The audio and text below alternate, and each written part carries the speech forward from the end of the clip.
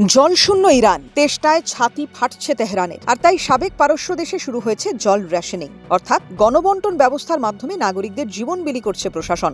শুধু তাই নয়, পরিস্থিতি সামলাতে বাসিন্দাদের রাজধানী ছাড়ার অনুরোধ করেছে শিয়া মুলুকটির সরকার। ফলে 1 কোটির বেশি মানুষের বাস্তুহারা হওয়ার আশঙ্কা বাড়ছে।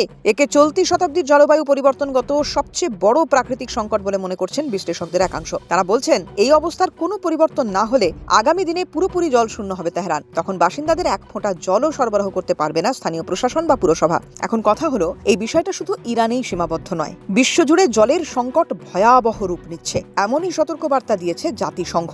সম্প্রতি প্রকাশিত একটি রিপোর্টে দেখা গেছে, বিশ্বের 100টি বড় শহরের অর্ধেকই তীব্র জলাভাবের সমস্যায় ভুগছে। নদী শুকিয়ে যাওয়া, ভূগর্ভস্থ জলের স্তর কমে যাওয়া এবং জনসংখ্যা বৃদ্ধির কারণে জলের চাহিদা ক্রমশ বাড়ছে। জলাভাব এখন আর দূরবর্তী কোনো পরিবেশগত সমস্যা নয়, এটি সরাসরি শহরে জরুরি অবস্থায় পরিণত হচ্ছে। বিশ্বে এমন 39টি শহরে জলসংকট অত্যন্ত গুরুতর, এমনটাই বলছে ওই রিপোর্ট। জানলে চমকে উঠবেন, ওই শহরগুলির মধ্যে 4র্থ স্থানে রয়েছে ভারতের রাজধানী দিল্লি এবং 9ম স্থানে পশ্চিমবঙ্গের রাজধানী কলকাতা।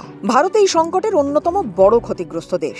মুম্বাই 12 নম্বরে, বেঙ্গালুরু 24 নম্বরে এবং চেন্নাই 29 নম্বরে। হায়দ্রাবাদ, আহমেদাবাদ, সুরাট, পুনেতেও কয়েক বছর ধরে নিয়মিত জলসংকট দেখা যাচ্ছে। দ্রুত নগরায়ন, অতিরিক্ত ভূগর্ভস্থ জলের ব্যবহার এবং অনিয়মিত বৃষ্টিপাত মূল কারণ হিসেবে চিহ্নিত করা হয়েছে। রিপোর্ট অনুযায়ী চেন্নাই খুব দ্রুত ডে জিরো সিটির দিকে এগোচ্ছে, যে অবস্থায় শহরবাসীর জন্য কোনো জলই থাকবে না। অতীতে চেন্নাই এমন পরিস্থিতির সম্মুখীন হয়েছে যখন মানুষকে ট্যাঙ্কার ও জরুরি জলের উপর নির্ভর করতে হয়েছিল। শুরুতেই উল্লেখ করেছিলাম তেহরানের কথা। ইরানের বিস্তীর্ণ এলাকা জুড়ে এই খরা পরিস্থিতি শুধুমাত্র বৃষ্টিপাতের অভাবে হয়েছে এমনটা নয়, এর নেপথ্যে রয়েছে একাধিক কারণ। সাবেক পারস্য দেশটিকে জল মাফিয়া বলে কটাক্ষ করেছেন নিক কাউজার নামে এক পশ্চিমী গবেষক। তার দাবি, অপরিকল্পিতভাবে ভূগর্ভস্থ জল ব্যবহার করেছে তেহরান।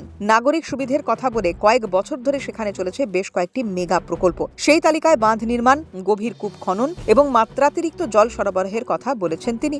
ভেবে দেখুন তো, এমন কোনো অবৈধ নির্মাণ আমার আপনার দেশটায় হচ্ছে কিনা। জলসংকট শুধু ভারতেই নয়, আফগানিস্তানের কাবুল শহর জলশূন্য হওয়ার ঝুঁকি বাড়ছে সেখানে। মেক্সিকো সিটি প্রতি বছর প্রায় 20 ইঞ্চি ডুবে যাচ্ছে অতিরিক্ত ভূগর্ভস্থ জল উত্তোলনের কারণে। যুক্তরাষ্ট্রের পশ্চিমাঞ্চলে কলোরাডো নদীর জল নিয়ে রাজ্যগুলোর মধ্যে বিরোধ চলছে। বেজিং, নিউ ইয়র্ক এবং রিও ডি জেনেইরো এর মতো বড় শহরগুলোতেও উচ্চ সংকট রয়েছে। দক্ষিণ আফ্রিকার কেপটাউন ও সাম্প্রতিক বছরগুলোতে এমন সংকট দেখেছে। গোটা বিশ্বে জলসংকটে 400 কোটি মানুষ বিপন্ন।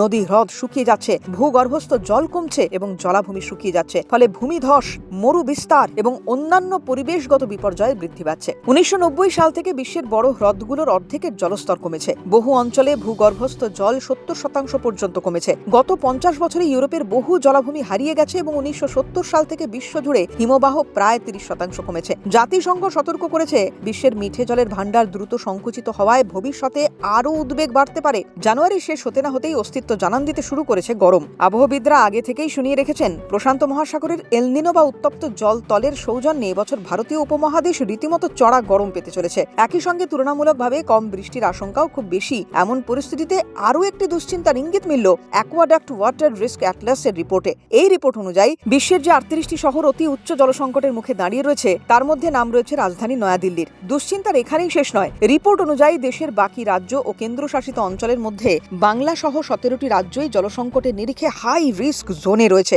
ওয়াটার রিস্ক অ্যাটলাসের রিপোর্ট অনুযায়ী ভারতে প্রতিদিন মাথাপিছু গড়ে 135 লিটার করে জল প্রয়োজন হয়। গাঙ্গেয় অববাহিকায় পানীয় জলের প্রধান উৎসই হল গঙ্গা ও তার শাখা ও উপনদীর জল ও বৃষ্টির জল। যদি পূর্বাভাস মতো এবছর বৃষ্টির পরিমাণ কম থাকে, তাহলে তার পরিণতি কি হতে পারে ভাবতেই ভয় হয়। গঙ্গা ছাড়াও ভারতের ব্রহ্মপুত্র ও সিন্ধুকে হাই রিস্ক তালিকায় রাখা হয়েছে। বাকি নদীগুলোর মধ্যে আমুদরিয়া, ইরাবতী, মেকং, সালুইন, তারিম, ইয়াংজি এবং ইয়োলো রিভার। অতিবৃষ্টিতে কোথাও বন্যা, অনাবৃষ্টিতে খরা, এই ন্যারেটিভ তৈরি হয়ে গেলে বলার কিছু থাকতো না। কিন্তু মানুষ বড় বেইমান। প্রকৃতিকে শুধু মা বলে জানেই, মানে না। তাহলে ধ্বংস হতো না পাহাড়, নদী, জঙ্গল, বাঁচত পৃথিবীটা। একটু ভেবে দেখলে মন্দ হয় না, কি বলেন?